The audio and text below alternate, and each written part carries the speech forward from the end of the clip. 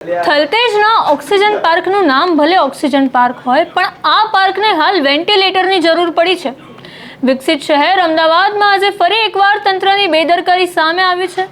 અમદાવાદમાં વર્ષ 2022માં થલતેજના હેબતપુરમાં કરોડોના ખર્ચે ઓક્સિજન પાર્કનું ઉદ્ઘાટન કરવામાં આવ્યું હતું. તે પાર્ક તંત્રની બેદરકારીને કારણે સૂકું થઈ ગયું છે. આ પાર્કમાં મિયાવાકી પદ્ધતિથી અંદાજે 88,000 વૃક્ષોનું વાવેતર કરીને શહેરને શુદ્ધ હવા આપવા માટે પાર્ક બનાવવામાં આવ્યો હતો અને એક ખાનગી કંપનીને દેખરેખ માટેની જવાબદારી પણ સોંપવામાં આવી હતી.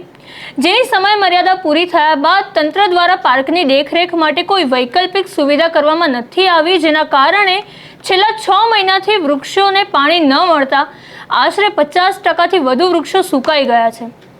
બગીચાના વૃક્ષોની જાળવણી લેવામાં ન આવતા સુકાયેલા વૃક્ષોનો હાલ બળતણ તરીકે ઉપયોગ કરવામાં આવી રહ્યો છે અને બગીચામાં જ ચૂલા સળગાવવામાં આવી રહ્યા છે. આ બેદરકારી પર ગાર્ડન વિભાગના અધિકારીએ જણાવ્યું કે પાર્ક લોકો માટે તો ચાલુ જ છે. ગાર્ડન વિભાગના ડેપ્યુટી કમિશનર ઓક્સિજન પાર્કની મુલાકાત લેવાના છે, જે પછી છેલ્લો નિર્ણય લેવામાં આવશે.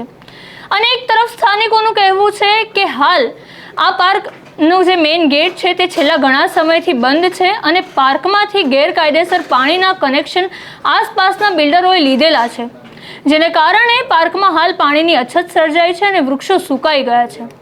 પાર્કમાં સાફ સફાઈ ન થવાને કારણે બાળકોના રમતના સાધનો પણ હાલ દૂરથી ઢંકાઈ ગયા છે.